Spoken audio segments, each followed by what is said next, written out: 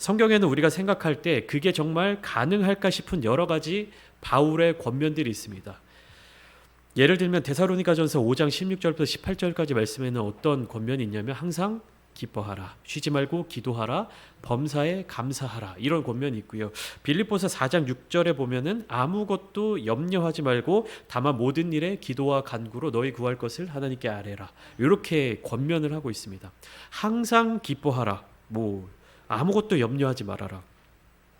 믿음의 깊이나 신앙생활의 여부는 둘째치고 이것이 정말로 현실적으로 실현이 가능한 이야기인가 하는 생각이 들 수 있습니다. 그러니까 항상 기뻐하라는 말씀에서 이 항상은 어느 정도를 의미하는 걸까? 잠을 잘 때도 기뻐해야 되는 건가? 쉬지 말고 기도하라는 이 말씀에서 쉬지 말고는 어느 정도를 의미하는 것인가? 우리가 회사 업무를 보면서도 다른 일을 하면서도 기도를 해야 하는 것인가? 이런 질문을 할 수가 있습니다.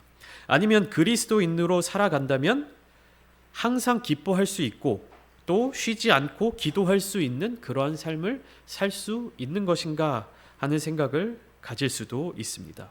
그리고 특별히 빌립보서 4장의 말씀처럼 아무것도 염려하지 말라고 하는 것은 더욱더 우리 마음에 궁금증을 일으키게 되지요. 세상에는 내 삶 속에는 이렇게나 많은 염려할 것이 있고 근심할 것이 있고 내가 고민해야 될 것이 있는데 내가 아무것도 염려하지 않는다고 해서 그 모든 문제들이 저절로 해결이 되는 것인가 등등 있는 그대로의 말씀을 믿고 싶지만 그 말씀을 믿기에는 무엇인가 내 믿음이 부족해 보이는 그러한 권면의 말씀들이 있습니다. 그런데 정작 그러한 이야기, 그러한 권면, 성도들에게 그렇게 권하고 있는 사도 바울의 삶의 모습을 돌이켜서 살펴보면요, 그의 삶은 어떠했냐 하면 기뻐할 만한 일들보다 슬퍼할 만한 일들이 더 많았고 염려할 만한 일들이 더 많았습니다. 그리고 그의 삶은 낙심과 근심이 가득한 삶처럼 보였습니다. 그런데 그러한 삶을 살았던 사도 바울이 어떻게 항상 기뻐하라, 쉬지 말고 기도하라, 아무것도 염려하지 말라, 범사에 감사하라, 이런 말씀들을 전할 수 있었던 것일까요? 바울의 처지에서 아무것도 염려하지 않는 것, 이것은 무엇이냐면 우리가 생각할 때 아무것도 염려하지 말라는 이 말씀을 들으면 우리의 삶이 그리스도를 영접하고 그리스도인이 되면 염려할 일이 생기지 않는 삶을 살 수 있겠구나, 탄탄대로를 걸어갈 수 있겠구나, 형통한 삶을 살아갈 수 있겠구나, 우리가 생각하는 그 형통, 하나님의 형통이 아니라 우리가 생각하는 만사형통의 길을 걸어갈 수 있겠구나 라고 생각을 할 수가 있습니다. 하지만 우리가 오랜 시간 신앙생활을 하는 우리의 경험으로 봤을 때 염려할 일이 안 생기나요? 생기죠. 가득합니다. 그런데 바울이 어떻게 아무것도 염려하지 말라 이렇게 이야기를 할 수 있었을까? 이것은 무엇이냐 하면 염려가 없는 상태로 살아가는 것이 아니라 참된 그리스도인들의 모습은 넘어지지 않는 것이 아니라 넘어지더라도 꿋꿋하게 아무렇지 않게 다시 일어날 수 있는 그런 삶을 의미하는 것입니다. 한 주석가가 이야기하는 바울에게 염려하지 않는 것이란 이렇다고 합니다. 매일의 염려거리를 가져다가 나에게 주어지는 그 걱정거리를 가져다가 어마어마한 고민과 수고를 들여서 내가 끈질기게 믿는 하나님께 그것들을 떠넘기는 작업을 의미한다. 이렇게 이야기합니다. 나에게 염려할 것이 있고 나에게 걱정할 것이 있다면 그거를 가지고 내가 염려하고 걱정하고 그거를 가지고 씨름하고 끙끙대는 것이 아니라 그 노력을 어디에 쏟는다? 열심히 내 염려를 누구에게로 넘기는 작업을 하는 겁니까? 예수님께 넘기는 작업을 하는 거예요. 이렇게 함으로 우리는 염려하지 않을 수 있다. 아무것도 염려하지 말고, 이 의미라고 해석을 할 수 있는 겁니다. 그러니까 우리에게 염려되는 상황, 근심이 되는 상황, 낙심하게 되는 상황이 오게 되면 우리는 무엇을 해야 되는 겁니까? 염려에 빠지고 걱정에 빠지고 근심에 빠지고 낙심하고 절망하는 것에 빠져서 한탄하는 것이 아니라 무엇을 해야 되는 겁니까? 기도. 무슨 기도라는 것이죠? 나의 염려와 근심과 낙심할 만한 모든 상황을 다 주님께로 넘겨드리는. 그리고 우리는 하나님을 찬양하는 그런 삶을 사는 것. 이것이 아무것도 염려하지 않는 삶인 것입니다. 우리가 그 염려함을 해결하기 위해서, 우리가 그 걱정거리를 해결하기 위해서 아무리 노력한다고 해서 그것이 완벽하게 해결되는 것은 아니죠. 그러니까 바울이 이야기하는 것처럼 우리의 염려, 우리의 걱정거리, 우리의 고민거리를 누구에게?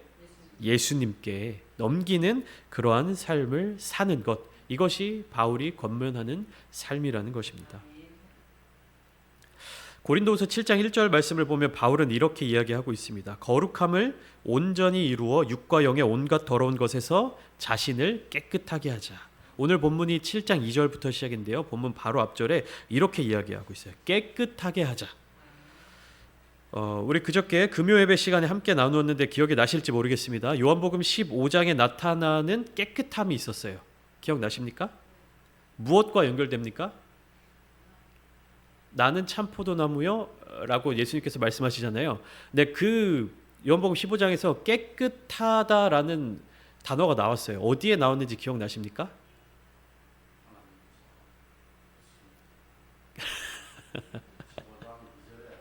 예.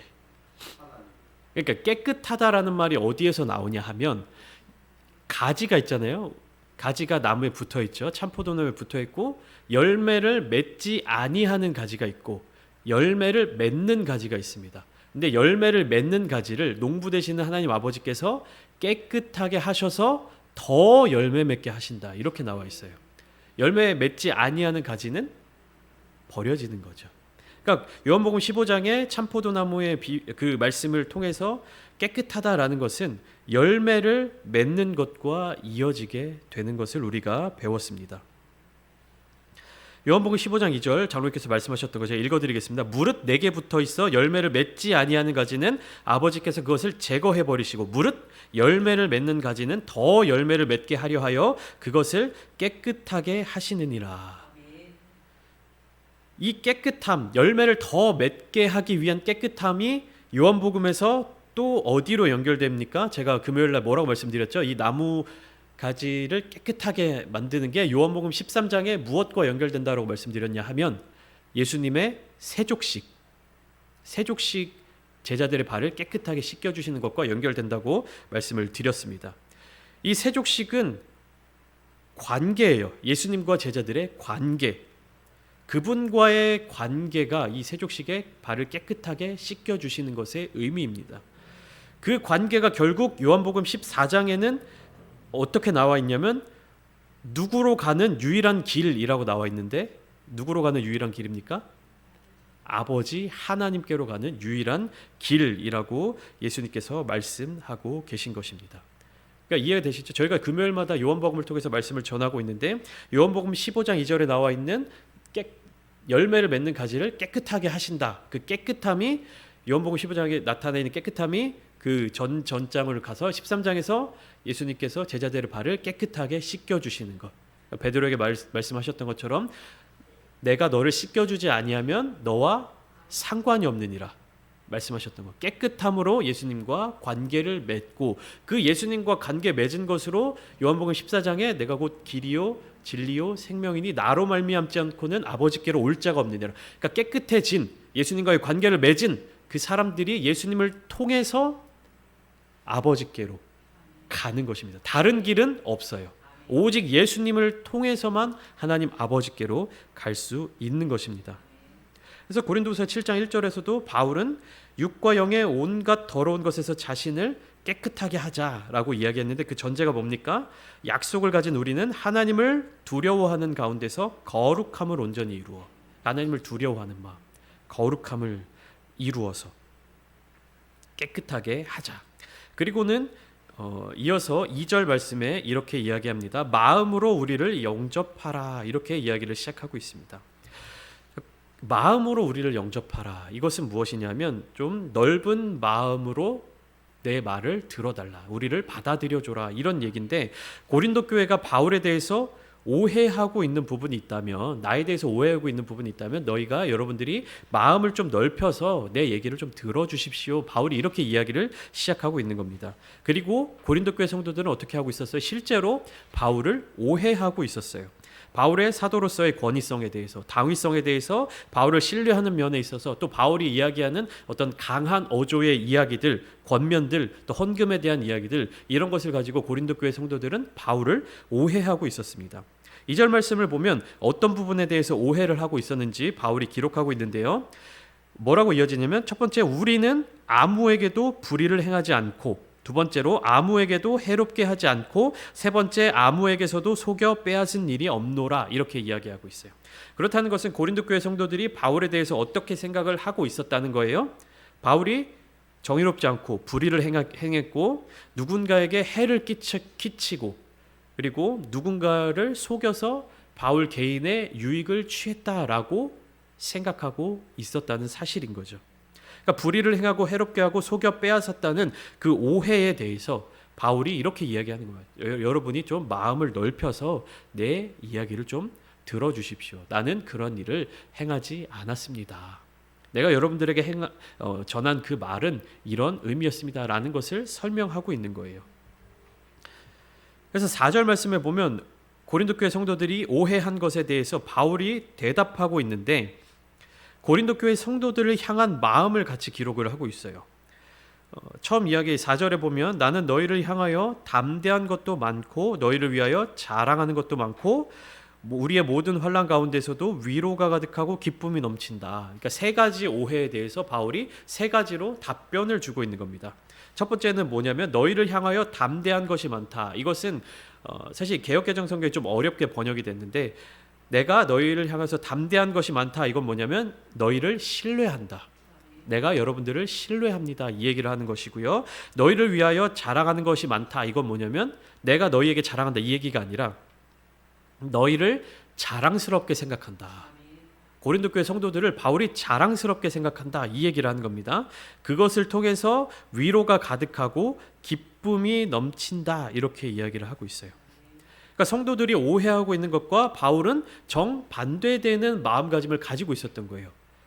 바울이 하는 이야기, 바울이 보낸 편지, 권면, 그리고 바울이 고린도 교회 성도들에게 너희가 약속된 연보, 약속된 헌금을 내야 된다, 이런 여러 가지 이야기들, 그 교회에서 어떻게 신앙생활을 해야 된다, 교회에서 어떻게 질서를 잡아야 된다라고 하는 이 얘기에 대해서 고린도 교회 성도들이 그것을 오해해서 듣고 있었던 겁니다.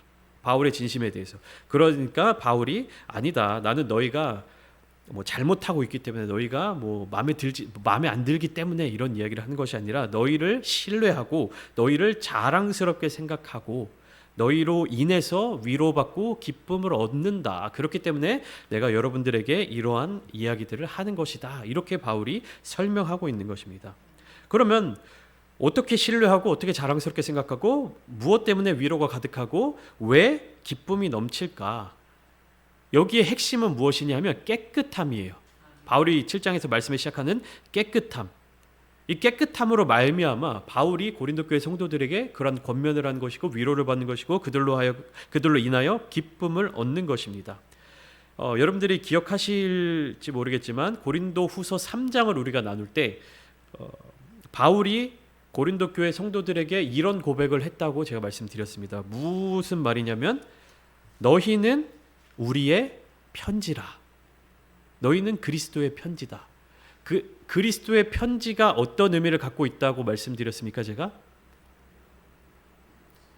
그 지도자로서, 고린도 교회의 지도자로서 누군가가 올 때 내가 무엇을 받아가지고 옵니까? 다른 사람들은 예루살렘 교회 추천서를 받아가지고 온다. 이 사람이 이렇게 대단한 사람이고 훌륭한 사람이다라는 추천장을 가지고 온다라고 말씀드렸어요. 근데 바울은 전도 사역을 하면서, 전도 여행을 하면서 다시 예루살렘으로 가서 추천장을 받아오지 않았습니다.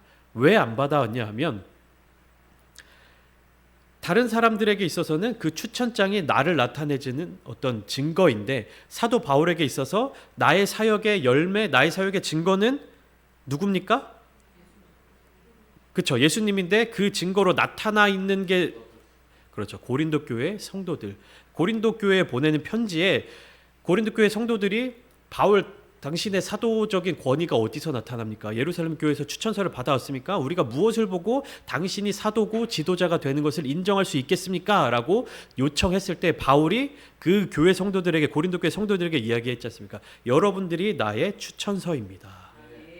내가 어디 가서 서류상으로 받아오고 사인 받아오고 이렇게 한 게 아니라 아무것도 복음이 없고 아무런 믿음이 없던 이 이방 신들이 가득했던 고린도 교회에 내가 여러분들에게 복음을 전하고 여러분들이 복음을 믿고 회개하고 교회 공동체를 세우고 모이기에 힘쓰고 예배를 드리는 이 모습을 보면 그것이 나에 대한 추천적이고 그것이 나의 사역의 증거입니다. 이렇게 바울이 이야기를 했던 것을 우리가 기억할 수 있습니다.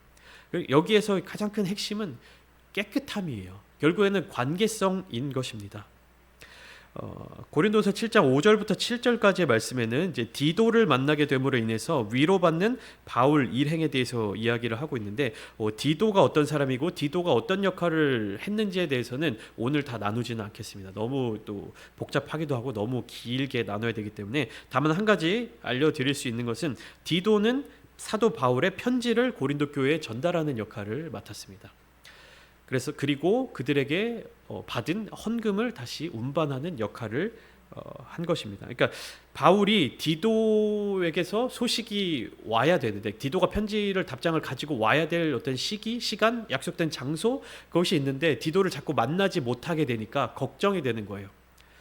첫 번째로는 이 디도라는 사람이 그 먼 거리를 오고 가는 와중에 어떤 위험에 빠지거나 어떤 자연재해를 만나거나 이 디도라는 사람이 안전한지에 대한 걱정이 있는 것이고, 두 번째로는 디도가 좋은 소식을 갖고 올 수 있을지. 그러니까 사도 바울이 고린도 교회에 강력하게 권면하는 편지를 보냈지 않습니까? 강하게 이제 뭐 훈계하고 강하게 좀 돌이키는 그 편지를 보내지 않았습니까? 그러니까 그거에 대해서 고린도 교회 성도들이 내 말을 잘 받아들였을까? 나의 이 편지를 순수한 마음으로 잘 이해했을까라는 걱정이 있었던 거예요. 그래서 디도가 빨리 돌아와서 디도의 안전을 확인하고 디도가 좋은 소식을 가지고 돌아올 것을 좀 기다리고 있었던 거예요. 오늘 본문 8절을 보면 바울이 편지로 고린도 교회를 근심하게 했다라고 이야기를 하고 있어요. 그러므로 내가 편지로 너희를 근심하게 한 것을 후회하였으나, 이렇게 이야기를 하고 있습니다. 이 근심하게 하는 것에 대해서는 고린도서 2장에서 자세하게 다뤘습니다. 어떤 내용이었냐면 고린도 교회를 방문하기로 약속을 잡았다가 그것을 취소하고 편지를 보낸 일이죠. 그리고 바울을 모함하는 자들에 대해서 고린도 교회 성도들에게 권면하는 내용이 고린도후서 2장에 나타나고 있었습니다. 그러니까 근심하게 한 것, 근심하게 만든다는 것은 조금 더 좋은 쉬운 번역으로 좀 바꾸어 본다면 마음을 아프게 하는 것을 이야기하는 거예요. 마음을 아프게 한 것. 그러니까 바울의 입장에서 고린도 교회 성도들의 마음을 상하게 하고 아프게 한 것. 근데 왜 마음을 상하게 하고 근심하게 했느냐? 편지를 너무 엄하게 썼기 때문에. 그것이 이제 8절의 내용이에요. 내가 편지로 너희를 근심하게 한 것을 후회하였으나 지금은 후회하지 아니함은 그 편지가 너희로 잠시만 근심하게 한 줄을 알미라. 그러니까 편지를 너무 엄하게 썼기 때문에, 그러니까 너무 엄격하게 지적하고 고치도록 이야기를 했다라는 것을 이야기를 하는 것입니다. 그런데 바울이 왜 그렇게 엄한 말로 고린도 교회 성도들에게 이야기를 했느냐라는 것을 이제 주석가가 이야기하는 것을 보니까, 바울 그가 고린도 교회 성도들에 대해서 큰 애정을 느끼고 있었고 아버지로서의 그 마음을 가지고 있었다는 거예요. 그 아버지가 자녀를 바라보는 그 마음, 아버지와 같은 사랑을 가지고 있었기 때문에 너무 엄하게 편지를 쓴 것에 대해서, 아버지의 마음을 가지고 사랑하는 마음으로 편지를 썼는데 보내고 나니까 이 편지를 받고 고린도 교회 성도들이 마음을 근심하게 하고 마음을 어렵게 하고 마음을 아프게 한 것이 아닐까라는 걱정을 하고 있었던 겁니다, 바울이. 그러니까 빨리 디도가 그 보낸 편지의 답장을 가지고 와서 좀 고린도 교회 성도들의 마음이 어떠한지를 알고 싶었던 거예요. 그런데 9절 말씀을 보면, 그러니까 8절 마지막을 보면 후회하지 않는다 그랬어요. 처음에 편지를 보냈을 때는 내가 편지를 너무 엄하게 썼구나라고 후회를 했는데 지금은 후회하지 않는다. 이건 뭐냐면 답장을 받은 거예요. 디도가 돌아와서 디도의 안전을 확인하고 고린도 교회 성도들의 답장을 받고 그 답장 내용을 확인하니까 내가 엄격하게 말하고 엄하게 편지를 썼지만 그 편지에 담긴 진심을 고린도 교회 성도들이 깨닫고 그 뜻대로 잘 처리를 했구나라는 것을 알게 되니까 오히려 지금은 어떻게 한다? 기뻐한다.